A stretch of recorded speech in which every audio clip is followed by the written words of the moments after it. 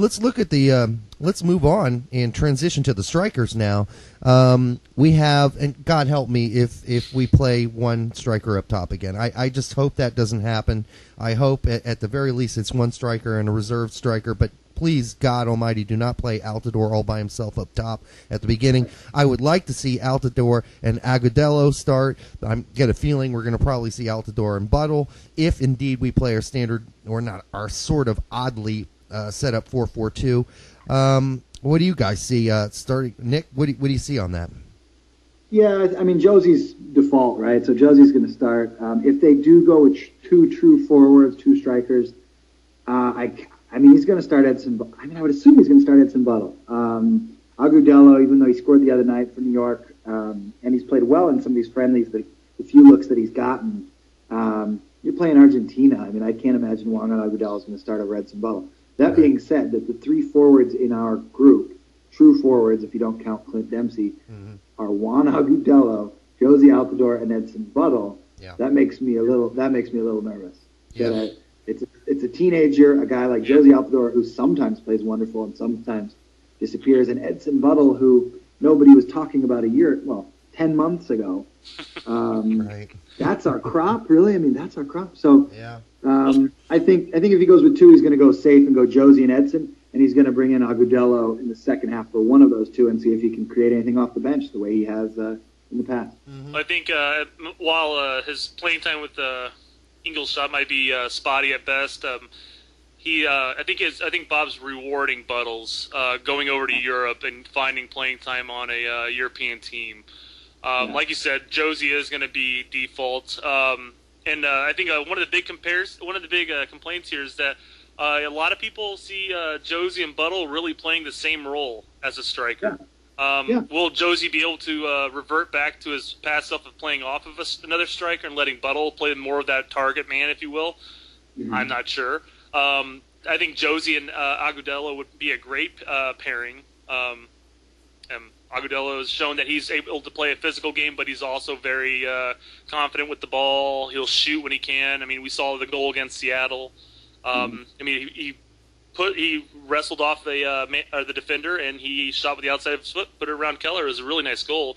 Yeah. It's, but one player I would love to have seen, and I don't know if he's still injured from the preseason, is Bunbury. Yeah. And I think if he was healthy, we'd either see a fourth striker or we wouldn't see Buttle, in my opinion. Yeah, Bunbury was the one, we were talking about this the other day in the office, that, had Bunbury dislocated his elbow in one of those preseason games for Kansas City, and he didn't play the other night, so he's got a couple weeks left, I think. Would it have been him or Agudelo, or would Bob Bradley really have had the courage to call them both into camp and leave Edson Buttle out, maybe not reward him for, going across to Germany? I think Bunbury, more so than Agudelo, complements, if Josie's your default guy, I think Bunbury is more the speed guy, a little more, he's not Charlie Davies, but he plays that Charlie Davies role a little bit more than Juan Agudelo is going to do, and certainly more than Edson Buttle. But, next time this comes along, I think Teal Bunbury's still going to be in the back of Bob Bradley's mind, because he did play really well in the opportunities that he had. I mean, he played pretty well in the opportunities that he was given. So I think Teal Bunbury is one of the other sort of X factors if he can make that transition. I'd be curious to see. Yeah, that's kind of a good transition, because let's talk about MLS now. Charlie Davies. I mean, the guy actually looked like the guy we remembered a couple years ago, and a great goal. I'm not really giving him credit for the penalty kick, because you're supposed to make those. But then again, what he did when he came in, we saw that speed, and we saw kind of a guy we remembered. Yeah, completely. We were sitting there watching last night and wondering if, because he didn't get the start. They started Josh Wolf and Joseph Nguyen up there. And so we were like, okay, let's see what happens here. And as soon as Davies got in, it looks not necessarily like completely like the old Charlie Davies, but certainly 85% of the old Charlie Davies. And we've heard from Van Olsen, the head coach over at DC, and some of the guys there that said there are moments when you can tell it's the old Charlie. Yeah. And there are other moments when it's not. He doesn't have the speed. He doesn't have the touch. I will say that when the camp started for DC United, Charlie Davies was the fittest guy in camp because that's all he's been doing since he got healthy and was able to run and start really working out again. So he's fitter than every other, maybe every other guy in MLS at this point. It was very good to see. That was the storyline of the night for me, for sure. Yeah. And this quick sidebar, you did bring him up. I was personally impressed with Josh Wolf's game, going over, and I thought he did well. Mm-hmm. Although I don't know, I think he was paired with Nguyen, and I don't think he did anything. But Wolf was good. It was McCarty. I think McCarty said during the preseason that Davies is back to about 75% of his previous self. And we saw, like you're saying, you see flashes of him, but then you see that he doesn't have it all right there. So, I mean, heck, if you give a guy that's 75%, he nets a brace for you in your opening match. Right. You got to feel pretty confident with what's to come. Especially when, as much as Josh Wolf was, he scored last night, and Nguyen's been, here and there. Charlie Davies is still probably your best striking option on that team, and I think any team in the league, you're right, would take an 80% Charlie Davies on their team, especially in MLS. For sure. Double question, Nick. After watching what was a completely incompetent midfield for DC United last season, Dax McCarty sort of turning that team into a listen, the guy was almost really the hidden man of the match of that match, because he brought the solidity to the midfield that DC has been missing for so long. And then you look at what Portland did, and they've got Lowry and Moffat and Jewsbury, and they just look god-awful versus Colorado. I mean, A, how bad is Portland thinking we made a big blunder? And B, how big is DC United thinking they're lucky stars?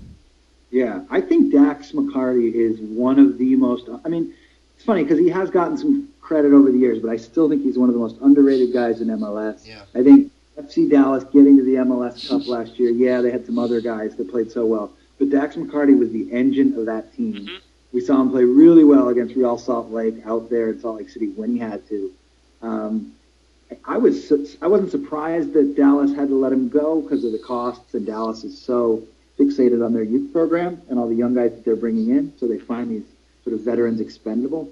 But to get rid of Dax, and for a guy like Ben Olsen to say, I need to rebuild my team, and I get a guy like Dax McCarty, a guy that's been around. I thought Dax played really well at times, not the whole time, but with the U.S. national team when they played, I think it was the Chile game, I thought Dax played really well. I thought he was great. He's not going to be a starting central midfielder for the U.S. national team, but he played really well. He's been around the block. That was a smart pickup by Ben Olsen. It's already paying dividends to that team. I tell you what. I think the big thing is why he's still underrated. People don't rate him as high as they should. Is that they don't realize that he does all the small things perfectly, or they do it really well. And I think we said this when we talked about the expansion draft. It's when we found out that Davies was left unprotected. We're like, whoa, really? Because like you said, he was the engine of the team, and he goes to. You mean McCarty, right? What'd I say? Yeah. Davies. No, sorry, yeah. You meant McCarty, yeah. Yes. If he could go to any team and start for any of the center mid pairing, in my opinion, for any of the MLS teams. Yeah. No, he's a real one of the definitive box to box midfielders in the league, and there aren't a ton of them. There aren't a ton of them that do both the tracking back on defense and actually creating something offensively. Yeah. Well, there aren't a ton of them, and for some reason, Dax McCarty, you don't see him in All-Star games. You don't hear him mentioned that much. But I'm telling you, man, him and Daniel Hernandez for Dallas last year on the defensive side, but then to have Dax doing both offense and defense, that was a huge part of FC Dallas playing so well last year. So you bring up okay, go ahead. I was going to say, you bring up the MLS All-Star matches and stuff, and it's, in my opinion, it's not necessarily, let's put out the best team we possibly can put out, but rather let's see how many big names and flashy players we can put on the field at once. And that's why Dax doesn't get much consideration, is because he's not a flashy player. He just, like I said, does all the small things right. Yeah, I agree. Max McCarty, I don't know if you guys are basketball fans, but Dax McCarty reminds me a lot of a guy of Chauncey Billups, who played for the Pistons and played for the Nuggets and now plays for the Knicks. Yep. Just a guy that quietly does his thing and has been around. Obviously, he's not as much of a veteran as Chauncey, but that kind of thing. Underrated, just plays on good teams and does his job every day. Right. And those kinds of guys, for whatever reason, are underappreciated in MLS. So unless you're Ben Olsen, go get him. True. I Very think true. I think that appreciation will change, and I really do. But